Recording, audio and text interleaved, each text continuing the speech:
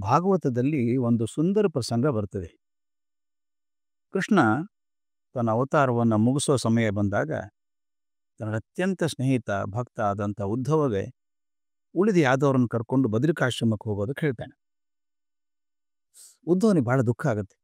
ಭಗವಂತ, ಇದುವರೆಗೂ ನೀನು ನನ್ನ ಗುರುವಾಗಿದ್ದೆ, ಇದು ನನಗೆ ಯಾರು ಮಾರ್ಗದರ್ಶಕರು, ಯಾರು ಗುರುಗಳು ಅಂತ ಅಳ್ತಾ ಕೇಳಿದಾಗ ಕೃಷ್ಣ ಹೇಳ್ತಾನೆ, ನಿನ್ನ ಗುರುವನ್ನು ಅರಸುವುದು ಬೇಡ, ನಿನ್ನ ಮನಸ್ಸೇ ನಿನ್ನ ದೊಡ್ಡ ಗುರು.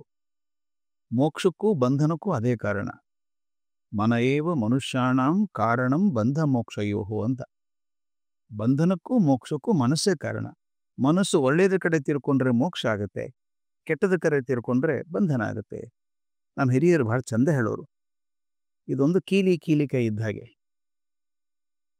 ಕೀಲಿಗೆ ತೆಗೆಯೋದಕ್ಕೊಂದು ಬೇರೆ ಕೈ, ಹಾಕೋದಕ್ಕೊಂದು ಬೇರೆ ಕೈ ಇರೋಲ್ಲ.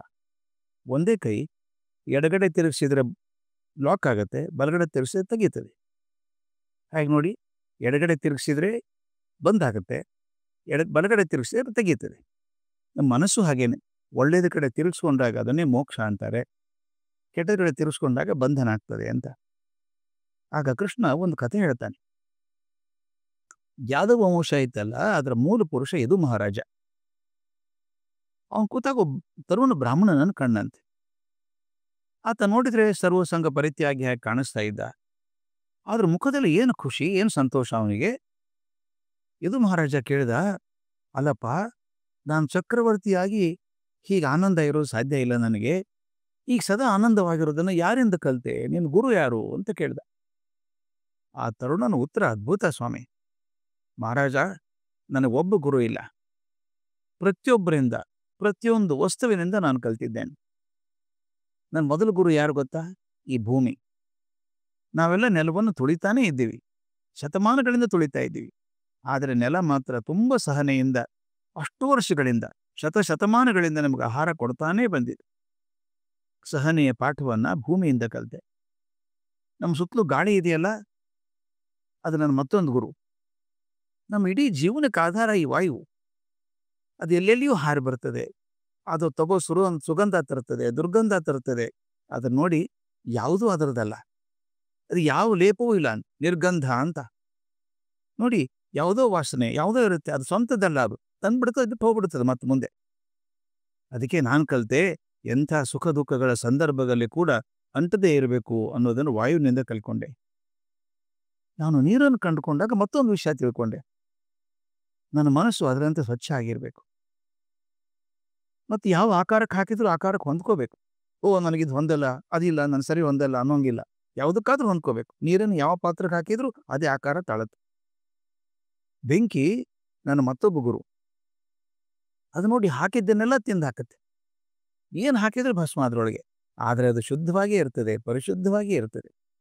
ನಾನು ಅನ್ಕೊಂಡದ್ದು ಅದನ್ನೇ, ಯೋಗಿ ಆದವನು ಯಾವುದೇ ಸಂದರ್ಭದಲ್ಲಿ ಮನಸ್ಸನ್ನು ಪರಿಶುದ್ಧವಾಗಿ ಇಟ್ಕೊಂಡಿರ್ಬೇಕು ಅಂತ. ಮಹಾರಾಜ, ನಾವು ದಿನಾಲು ಸೂರ್ಯ ಚಂದ್ರನ ನೋಡ್ತೇವೆ. ನೋಡಿ ಅವ್ರು ಹೇಗಿದ್ದಾರೆ. ಅವ್ರು ಸ್ವತಃ ಉರಿದು ಪ್ರಪಂಚಕ್ಕೆ ಬೆಳಕನ್ನ, ಕಾಂತಿಯನ್ನ ಕೊಡ್ತಾರೆ. ಸ್ವಾರ್ಥವಿಲ್ಲದ ಬದುಕು ಹೇಗಿರ್ಬೇಕು ಅನ್ನೋದಕ್ಕೆ ಇವರು ಮಹಾಗುರುಗಳು. ಸಮುದ್ರ ನೋಡು, ಎಷ್ಟೋ ನದಿಗಳು ಬಂದು ಸೇರ್ತಾವ ಗೊತ್ತಾ? ನೀವು ನೋಡ್ಬೇಕು, ಪ್ರವಾಹ ಬಂದಾಗ ಗಂಗಾ ನದಿ, ಬ್ರಹ್ಮಪುತ್ರ ನದಿಗಳು ಏನು ಬರ್ತದೆ, ಸಮುದ್ರ ಕಣ್ಣಂಗೆ ಕಾಣ್ತವೆ. ಅವೆಲ್ಲ ನದಿ ಒಂದೇ ಸಲ ಸಮುದ್ರ ಸೇರಿದ್ರು ಕೂಡ ಅದು ಉಕ್ಕೋದಿಲ್ಲ, ಒಂದು ಇಂಚು ಮೇಲೆ ಏರಿರೋಲ್ಲ. ಎಂಥ ಬಿರು ಬೇಸಿಗೆ ಬಂದರೂ ಕೂಡ ಬತ್ತೋದಿಲ್ಲ. ಅದು ಮನುಷ್ಯನ ಒಂದು ಪಾಠ ಕಲಿಸುತ್ತಲ್ವಾ. ಐಶ್ವರ್ಯ ಬಂದಾಗ ಹಿಗ್ಗೋದು ಬೇಡ, ದರಿದ್ರತನ ಬಂದಾಗ ಕುಗ್ಗೋದು ಬೇಡ. ಜ್ಞಾನಿ ಆದವನು ಹೇಗೆ ಬದುಕಬೇಕು ಅನ್ನೋ ರೀತಿಯನ್ನ ಸಮುದ್ರ ತಿಳಿಸ್ತದೆ. ಇನ್ನು ಮಹಾರಾಜ, ಒಮ್ಮೆ ಪತಂಗದಿಂದ ನಾನು ದೊಡ್ಡ ಬೋಧೆ ಆಯಿತು. ಪತಂಗ ಗೊತ್ತಲ್ಲ, ಹಾರ್ತದೆ. ಅದಕ್ಕೇನು ವಿಚಿತ್ರ ಅಂದರೆ, ಬೆಂಕಿ ಕಂಡಾಗ ಹೋಗುತ್ತೆ. ಅದು ಬೆಂಕಿಯನ್ನು ಕಂಡು ಆಕರ್ಷವಾಗಿ ಹೋಗುತ್ತೆ, ಬೆಂಕಿಯನ್ನು ಸುಟ್ಕೊಂಡು ಸತ್ತೋಗುತ್ತೆ. ಅದರಿಂದ ನನಗೊಂದು ದೊಡ್ಡ ಬೋಧೆ ಆಯಿತು. ನಾವು ಹಾಗೇನೆ ನಮ್ಮ ಇಂದ್ರಿಯಗಳಿದ್ದಾವಲ್ಲ, ಅದರಿಂದಾನೇ ನಮ್ಗೆ ಸುಖ ಅನ್ಕೊಂಡು ನುಗ್ಗಿ ಹೋಗ್ತೇವೆ. ಅದರಿಂದ ನಮ್ಮ ಜೀವನ ನಾವೇ ಹಾಳು ಮಾಡ್ಕೊತೀವಿ. ಎಲ್ಲಿವರೆಗೂ ನಮ್ಗೆ ಇಂದ್ರಿಯಗಳ ಸೆಳೆತ ಬಿಡೋದಿಲ್ವೋ ಅಲ್ಲಿವರೆಗೂ ನಾವು ಜೀವನವನ್ನು ಹಾಳು ಮಾಡ್ಕೊತಾನೆ ಇರ್ತೀವಿ. ಇಂದ್ರಿಯ ನಿಗ್ರಹವನ್ನು ನಾವು ಪತಂಗದಿಂದ ಕಲಿತೆ. ಜೇನು ಶೇಖರಿಸುವಂಥ ಜೇನು ಹುಳ ನೋಡು, ಅದು ಹೂವಿಂದ ಹೂವಿಗೆ ಹಾರ್ತಾ ಹೋಗುತ್ತೆ. ಹೂವಿಗೆ ತೊಂದರೆ ಕೊಡೋದಿಲ್ಲ, ಒಂಚೂರು ತೊಂದರೆ ಕೊಡಲ್ಲ. ಸ್ವಲ್ಪ ಮಧುವನ್ನು ಹೀರ್ಕೊಂಡ್ಬರ್ತದೆ. ಆದರೆ ಶೇಖರ ಮಾಡಿದಂಥ ಮಧು ತನಗೆ ಅಲ್ವೇ ಅಲ್ಲ.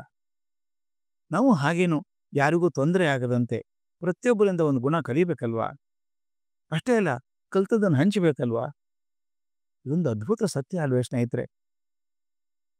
ನಾವು ಪ್ರತಿನಿತ್ಯ ಪ್ರತಿ ಕ್ಷಣ ಕಂಡದ್ದು ಕೇಳಿದ್ದು ಎಲ್ಲವೂ ಗುರುವಾಗ್ತದೆ. ಒಬ್ಬ ಗುರುವಿನಿಂದ ಸಮಸ್ತ ಜ್ಞಾನ ಬರೋದು ಸಾಧ್ಯ ಇಲ್ಲ ಸ್ನೇಹಿತರೆ. ಬರೀ ಪುಸ್ತಕ ಪಾಠ ಮನಸ್ಸಲ್ಲಿ ಸ್ಥಿರವಾಗಿ ನಿಲ್ಲೋದೂ ಇಲ್ಲ. ಅದಕ್ಕೆ ಸರ್ವಜ್ಞ ಹೇಳಿದ, ಎಲ್ಲರಳು ಒಂದೊಂದು ನುಡಿ ಕಲಿತು ವಿದ್ಯೆಯೇ ಪರ್ವತವೇ ಆದೆ ಸರ್ವಜ್ಞ ಅಂತ. ಹಾಗೆ ನಾವು ಹರಡಿದ ಕಣ್ಣುಗಳಿಂದ, ತೆರೆದ ಮನಸ್ಸಿನಿಂದ ಸುತ್ತಲಿನ ಪ್ರಪಂಚ ಕಾಣ್ತಾ ಹೋದರೆ ಪ್ರಪಂಚದ ಪ್ರತಿಯೊಂದು ವಸ್ತು, ಪ್ರತಿಯೊಂದು ಘಟನೆ, ಚಿಂತನೆ ನಮ್ಮ ಗುರುವೇ ಆಗ್ತದೆ. ಹಾಗೆ ಗುರುವನ್ನು ಅರಸ್ಕೊಂಡು ಹೋಗೋದಕ್ಕಿಂತ ನಮ್ಮ ಸುತ್ತಮುತ್ತ ಪ್ರತಿ ಕ್ಷಣ ದೊರೆಯುವಂಥ ಗುರುಗಳನ್ನು ಗಮನ ಇಟ್ಟು ನೋಡೋಣ.